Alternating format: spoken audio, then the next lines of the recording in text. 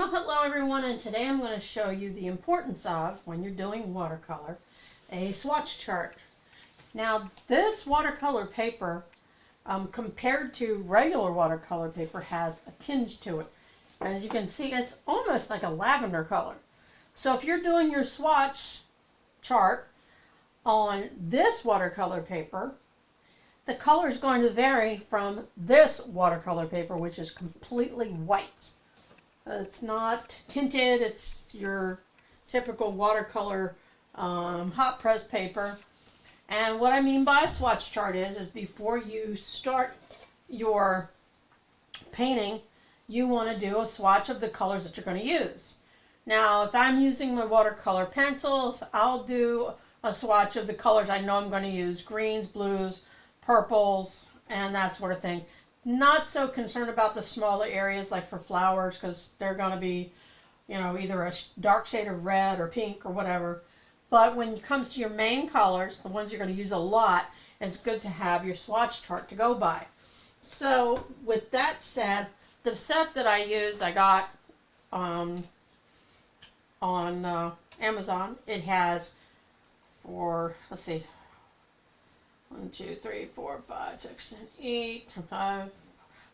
colors. This is a 48 color watercolor pot. I call them pot. I don't know what they call them, tabs or whatever. And I did my swatch in the same order as my palette. We'll call this the palette. I started out with this brown here. I went down and I did those 4 colors, then every row after that, and went in order. Now that I've got white paper, I'm going to do a swatch chart with using the white paper and see the difference between that on this kind of, it's almost like a purplish tinted watercolor paper. It is still 140 pound, but it just has a little bit more of a hue to it, whereas this is just plain white. So I prefer to use sable brushes with a rounded tip, but I've misplaced them somehow, so I'm going to use a natural bristle brush. That's what you want to use with your watercolors, because it lets it flow better and it doesn't leave like blank holes in your painting when you're doing your technique. Unless you want that kind of look, then go ahead and use the nylon bristle ones. So I'm going to start on this end with the brown, and you want to get your brush wet, good and wet, and you want to put paint on both sides of your brush. And then you're going to use even pressure. Now you can go from the right or the left, because I'm left-handed. I always start from the left and go to the right. And you just make like about an inch sample. Now if I wanted to see how this would look more diluted, I would take it on a second strike and see how it would look with less pigment on it. But I'm only going to do it with the one brown. So I've cleaned my brush out. I use a scrap piece of cotton cloth because this is washable. Throw it in the wash, and you don't waste a lot of paper towels. You don't have, paper fibers, because this stays compact because it's woven. And then I'm going to go over to the next color down. And the same thing in my palette. It's the second one down. It's a lighter shade of brown. And I'm going to do a swatch of that. Now if you have too much water on your brush, it's going to puddle. I call it puddling. It'll puddle at the end. So if you want to do a second swipe of it, you still have a nice wet pigment in your tray. So you just go back a second time, load it up on both sides, and do it right next to the one that you just did to get a more clear idea of what that shade is going to be like. So you can see they're similar, but there is a little difference. Now look at the difference from white paper and then that purple paper. There's a definite big difference in the shade. So if I'm going to use this brand of paper for my watercolor painting, then I know that I don't have to use as much pigment or watercolor as I would if I were using the purple, because it makes it darker when your paper is a darker color, your paint is going to be darker. And then this, I believe, is the black. And because there's a lot of water, of course, it's not as dark, but it's definitely a different shade. You see how the purple makes that black almost bluish? And those are the things you have to keep your eyes out for. So when I do this, I rinse it out and I run the bristles over the top of my water jar several times to get the excess moisture out, because I don't want it to be puddling excuse me, inside the paint pot or the palette. I want it to be just moist enough to grab the paint and pick it up. And so there's that. And let me bring these up close to you so that you can see the difference between the two types of paper. You see, this gives it more of a bluish tint, which lightens it in some cases with the green, but in the other colors it darkens it, because the black looks more gray on this paper, and there it looks more black because it has a darker paper in it. It just depends on the translucency of the pigment itself. And we'll do one more. We'll do a different, use one of the lighter colors. Let's go with the, we'll go with the blues. So let's see, 1, 2, third one in, like this, like this. Now, if you know it's really wet because you can see it puddling in your palette, just dab some of that moisture out of it onto your cloth or paper towel, whatever you want to use. And so this is the third row. And so on the white, it's lighter, it's brighter than on the purplish tinted watercolor paper. So the color of your paper is very important. And I just wanted to share with you how to do a swatch chart. And that is something, if you're going to make, especially a big painting, you want to have a swatch chart so you know what the pressure point is of how much pressure you're adding onto your brush when you're actually using it.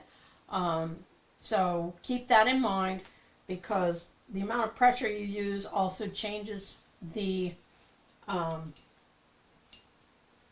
shade of what you're using. Now the second one down, just to give you an example. Now that on this palette, I've got it really wet. So I've got a lot of paint in here. So if I just take this and the same amount of pressure as before, and I pull it across, initially where you put it's going to be darker and then it gets lighter. And same thing there, but this is a more blue tint. Now the thing is, when you're using your watercolor, if you want to make a lighter version of this, don't add any more water to it. And you just take it on paper and pull it across. And you can see how now it's getting lighter. The more you go across, the lighter you can see. This one's actually getting a little white spot in the middle. But as you go and you take more pigment out, this is how you get really cool effects with water in a painting. Just to kind of give you an idea, is that you can go back over it in layers to give it that, deep spots in your water when you're doing a painting. Now you can take all the color out, dry it off some, and then just make it go back and forth to pull it out even more. Actually, you're spreading the paint out and thinning it out to lighten it up. Now remember, with watercolor, when this dries, it dries lighter. It dries lighter than it looks on the paper right now. Right now it looks pretty dark. Now if I wanted to lighten it even more before the paper is dry, get that paintbrush fairly wet and just go through it. And as you see, since it has not dried all the way, it's giving me some light spots. And this is how you can really give yourself the look of water in your painting with the use of watercolor. You see how faded it is on the edge? Well, that's because this part in here has already started to dry. And you just pull it out And then you can take your brush while it's still sort of wet and pull it down. Give your water a little bit of movement. This is kind of similar with acrylic or oil, where you're basically you're drying the paint out with the brush without adding any more water. So if you keep doing this cross stitch kind of looking thing, eventually you'll have all these different shades of blue in there.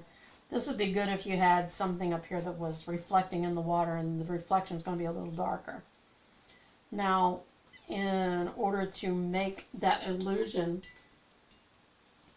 of water, you take a little bit of white, very watery white, and you would do random lines through it, and that pulls it out even further. So then I'm going to just add more water. So this is kind of like how you would work on making a watery scene. Just keep pulling that color through, pull it through, and eventually you'll see where it looks like you have movement in your water. You can go back and add white to it. And all the white is doing is it's lightening shades of the blue. You're not getting any white. You're getting different shades of blue that are being lightened for you. Now, if you want to have that glistening effect of water, you have to let this dry. Let it dry completely. And then what you would do is take either number 2 or 4 or 6 even round brush, and you put it in your pigment, your watercolor, and you roll it while it's really good and wet. You're only going to use the point. And so you take that point and barely touch the paper and go back and forth. But since this is wet, you're not going to be able to see it. Once this is completely dry, then you'll be able to see an indication of lighter spots. The other thing that a lot of people will do is they'll take a natural sponge, and it's just a natural sponge, and they'll go through it and absorb a lot of the moisture just by patting it on there. Some people use a paper towel. I like the natural sponges because sometimes it leaves a nice little details in the paint from all the little holes in the sponge. So, and dry that up pretty well. You can even rub a natural sponge across it, and it'll help stretch out that pigment for you a little bit more. Not too hard, because you don't want to rough your paper up too much, because then it starts to thin out.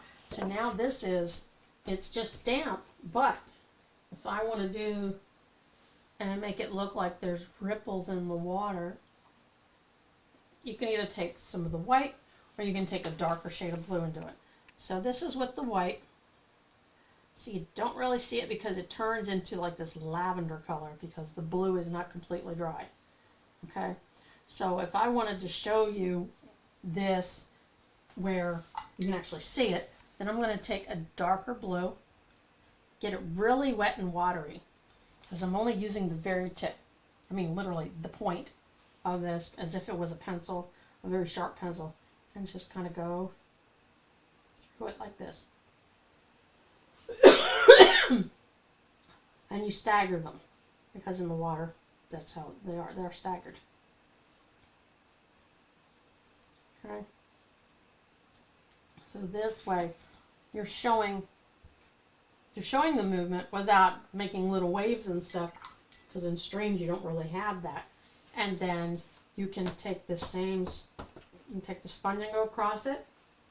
Or another effect I like to do is after I've done that, is load a paintbrush up with water, the natural bristles, and go over it and have it kind of fade into it. Just make sure it's good and wet. Of course, then you have to wait for it to dry again to do any kind of other detail. And go through it till it almost disappears. And that's how watercolor looks. So once this dries, when this is dry, you'll have some, deep kind of spots, and the others will look like reflection. So that's how you would work on your water using those brush strokes. So make your swatch chart just like that. Whatever kind of paper you're going to use, have an extra piece of it, and if you're using a canvas board, which is going to be white anyway, use a piece of plain white watercolor paper, make your swatch chart, and then when you go to do your painting, you already know with so much water it's going to have one look or one effect for you, and otherwise it's going to look different.